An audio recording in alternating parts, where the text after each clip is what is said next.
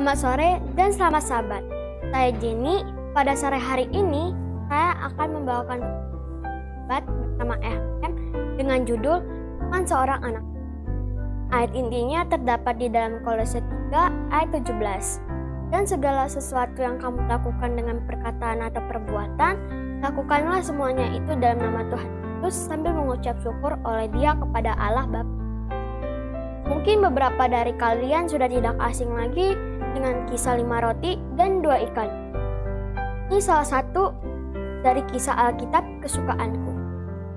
Kisah ini bisa kamu baca di keempat kitab Injil.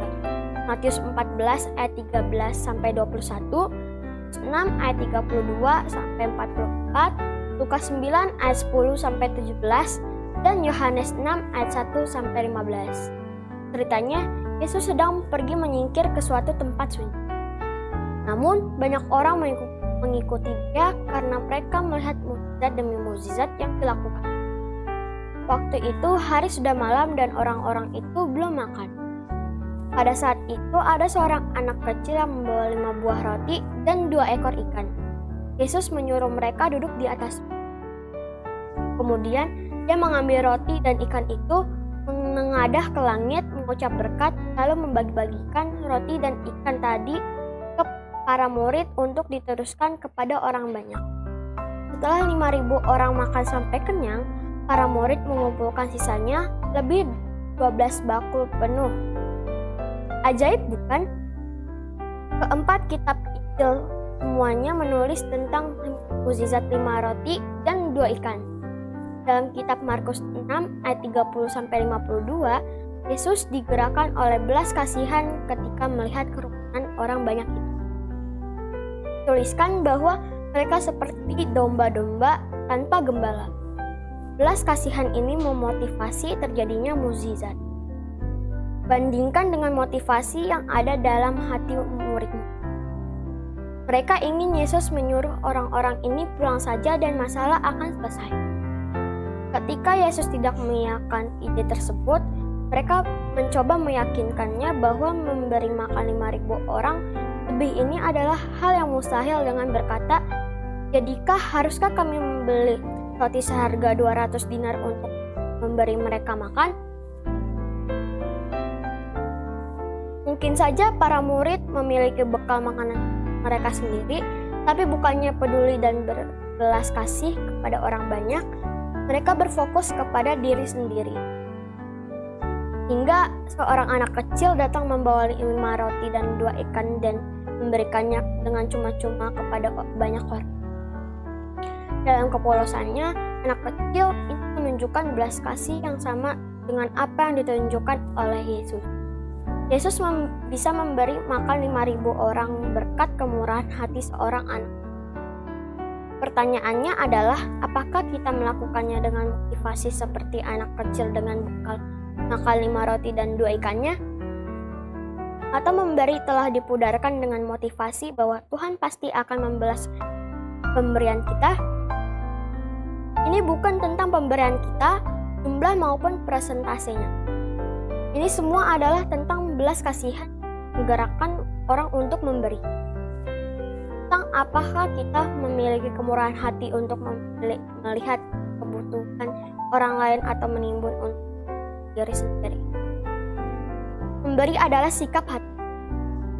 Jadi, kita mengizinkan Tuhan mengaruniakan kemurahan hati dalam diri kita, maka persoalannya bukan lagi tentang haruskah kita memberi atau berapa yang kita beri, namun di mana dan bagaimana kita bisa menunjukkan belas kasihan seperti yang Yesus tunjukkan.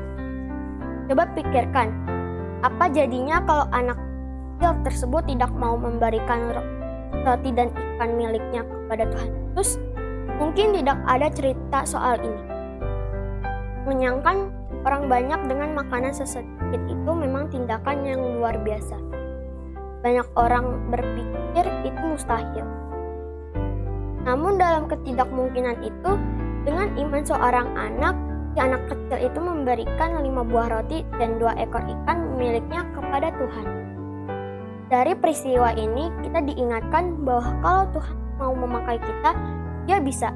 Sekalipun kita berpikir kita tidak siap atau tidak mampu, Tuhan bisa memakai hal kecil yang kita punya dan melipat gandakan. Ayo kita sama-sama belajar menyerahkan apa yang kita punya kepadanya dan coba lihat apa yang akan Dia kerjakan melalui diri kita. Nantikan Dia dengan sungguh-sungguh. Mari kita berdoa. Bapa kami yang di surga, pada pembukaan Sabat ini kami kembali datang kepadamu untuk mengucap syukur terima kasih atas berkat dan rahmat-Mu yang Engkau berikan kepada kami. Sehingga kami dapat sama-sama mendengarkan renungan yang singkat ini di pembukaan Sabat-Mu yang suci. Kami diingatkan kembali sebagai anak-anak-Mu untuk dapat menyatakan kasih Kristus dalam kehidupan kami sehari-hari melalui tingkah laku perbuatan kami walaupun kami masih kecil. Ya Yesus, bantu kami sebagai anak-anak untuk selalu dapat menuruti perintah orang tua, terlebih perintah-Mu dalam kehidupan kami. Agar kami makin hari menjadi anak pintar, bijaksana, dan penurut. Bapa, kami juga tidak lupa berdoa untuk sahabat-sahabat EHM yang menyaksikan tayangan ini. Kiranya Engkau juga memberkati mereka. Berkati kami semua Tuhan pada Sabat ini. Ampuni segala dosa kami yang sengaja maupun tidak sengaja agar berkat Sabat-Mu dapat berlaku bagi kami. Karena kami alaskan doa ini dalam nama Tuhan Yesus yang menjadi Tuhan dan Juru Selamat kami yang hidup. Besok kita akan beribadah di gereja kita masing-masing untuk menyambut kebaikan Tuhan dengan beribadah di hari Sabat.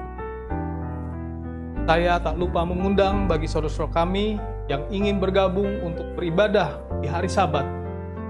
Kami tetap mengundang untuk hadir bersama-sama kami mengikuti ibadah Sabat di alamat Jalan Pemuda nomor 40 C Depok. Sekianlah firman Tuhan dan pekabaran yang bisa kami sampaikan pada sore hari ini. Tuhan Yesus memberkati kita semua.